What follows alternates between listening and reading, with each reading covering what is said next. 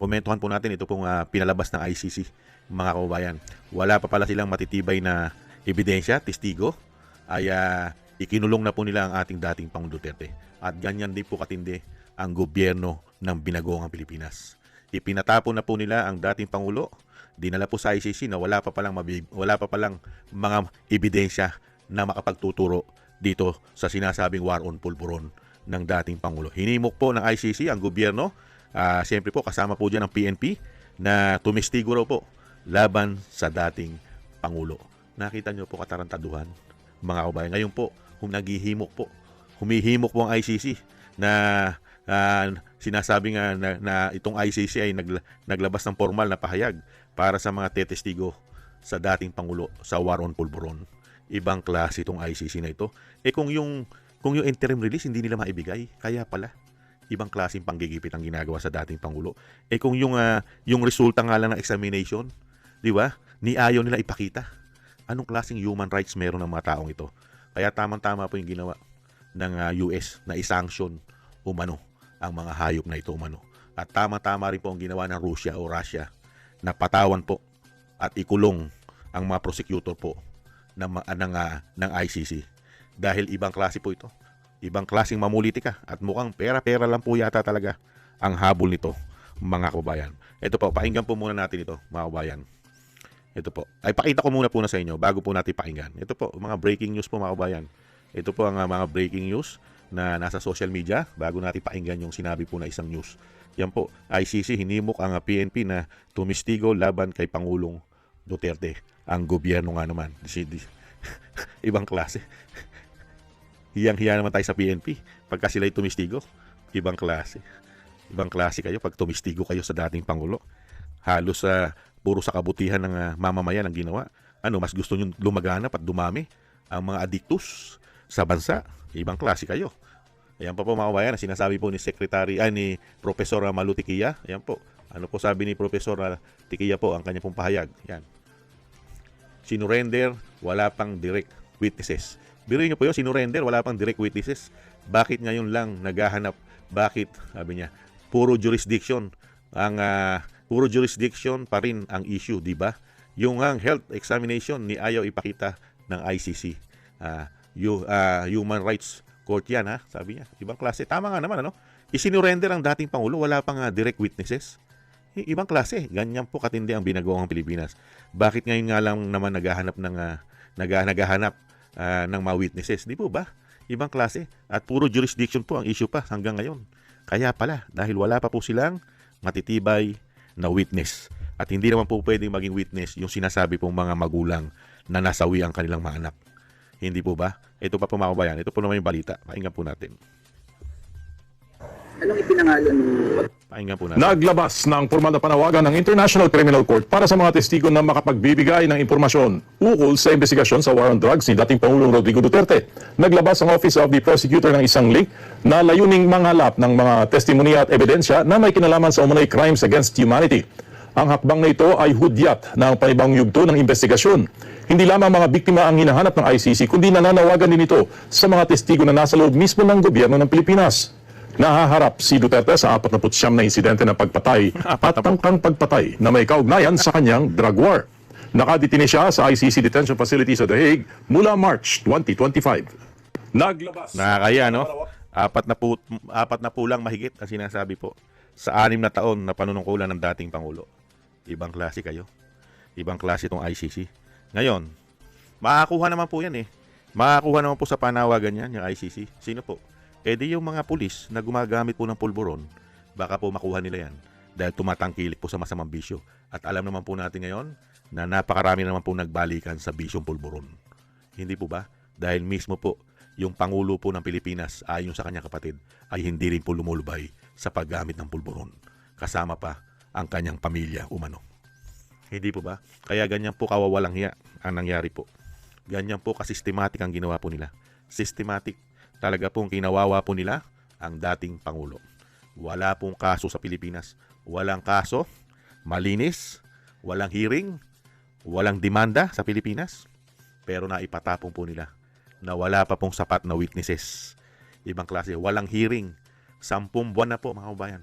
10 buwan ang pinag-uusapan po ay jurisdiction at interim release. At yung sinasabing health issue, yung health examination na ayaw naman po ipakita sa publiko ang resulta nito. Yan po ang korte ng human rights, ang International Criminal Court. Ibang klase, no? Pinatapon ng gobyerno. Mismong gobyerno natin, mga walang ya ngayon umano. Mga demonyo ngayon umano ang nanunungkulan yata sa ating bansa. Umano. Hindi mo? Ipinatapon mo ang dating Pangulo na wala pang sapat na mga ebidensya, witnesses. Nangangalap pa rin kayo hanggang ngayon. Hanggang ngayon, nangangalap pa rin sila. 10 buwan na. Malapit na mag-isang taon. Nangangalap pa rin po ng mga ebidensya. At nananawagan sa mga Pilipino. Nananawagan sa taong gobyerno. Kasama po ang PNP. Para po makakalap sila ng ebidensya. Itong mga hayop na ito, umano.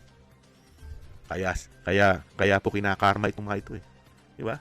Kaya nga nung malaman natin na sinasanction sila at may mga kaso pong binubuno. At ganun din po ang ginawa po ng Amerika, di po ba? Kauna-unahan nag-sanction dyan. Talagang piniris po ang mga ari-arian at asset niyan.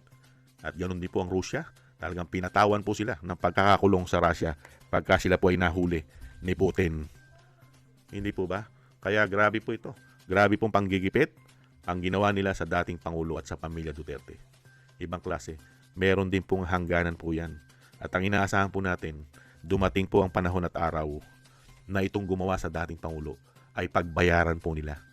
Pagbayaran po nila ang ginawa nila kay dating Pangulo na wala man lang po nakuhang due process.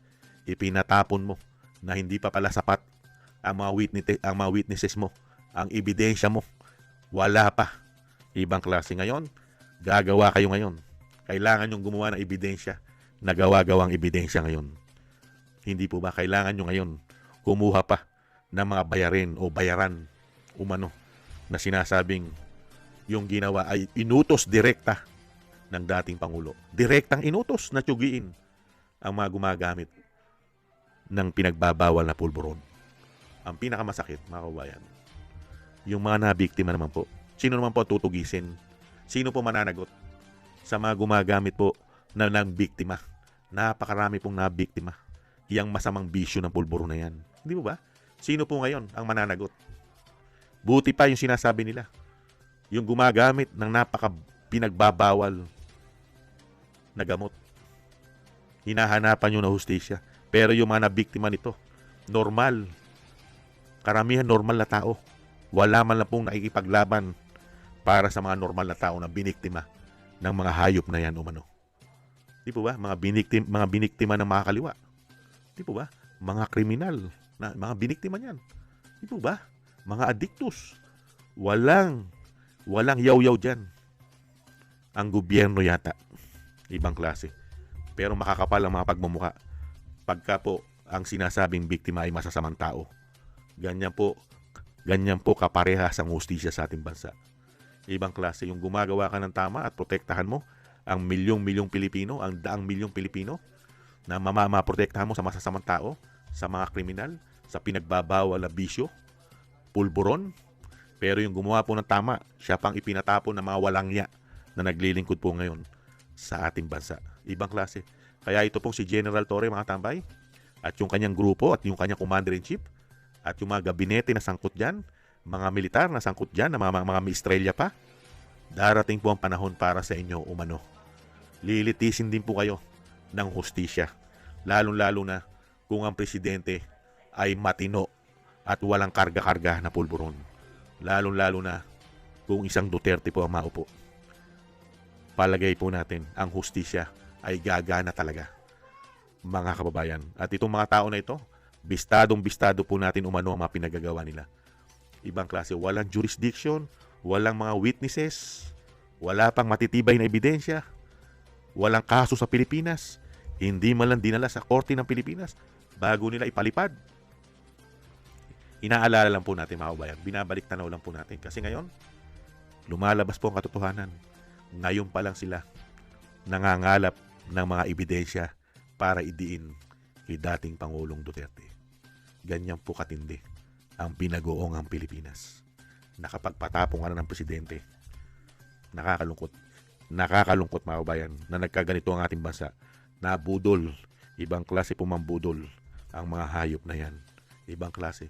Ganyan lang pala ang gagawin sa mga Pilipino. pagka sila pala ay naluklok sa kapangyarihan, ganito lang pala ang gagawin sa mga Pilipino. Ganyan po pala sila maglingkod para protektahan ang kanilang pangsariling interes, mga pagnanakaw umano.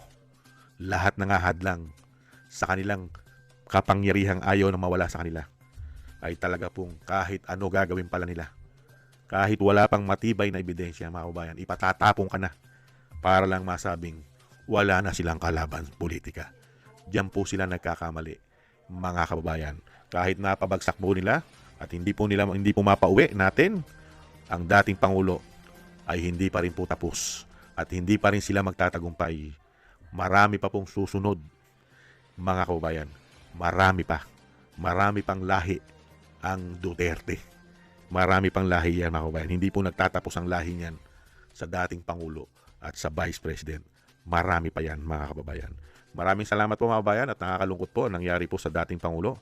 Talagang grabe po ang ginawa nila na pamumulitika dyan at pang-aapi dahil po sa kasakiman sa pera at kapangyarihan at mayroong pang bonus na pisyo na pulburon. At wala tayong nahita. 3 taon mahigit, mag-4 na taon, wala po tayong nahita, mga kababayan. Puro pamumulitika at korupsyon ang pinagagawa po ng mga hayop na yan umano. Sa ingat-ingat po kayo sa inyo pong mapagawa. At muli po, mga tambay, pagsama-samahin po natin ang ating magdasal at panalangin at tayo pong lahat at ang ating buong sambayanan at ang pamilya Duterte, ang Vice President, ganoon din po ang dating Pangulong Duterte, ay maingatan po tayo sa kapahamakan. Mailayo po tayo lahat. Thank you po sa mga dasal, mga kababayan. At God bless po, mga kababayan. God bless po sa inyo lahat at ingat-ingat at tiis-tiis lang po tayo. Paalam. Bye-bye.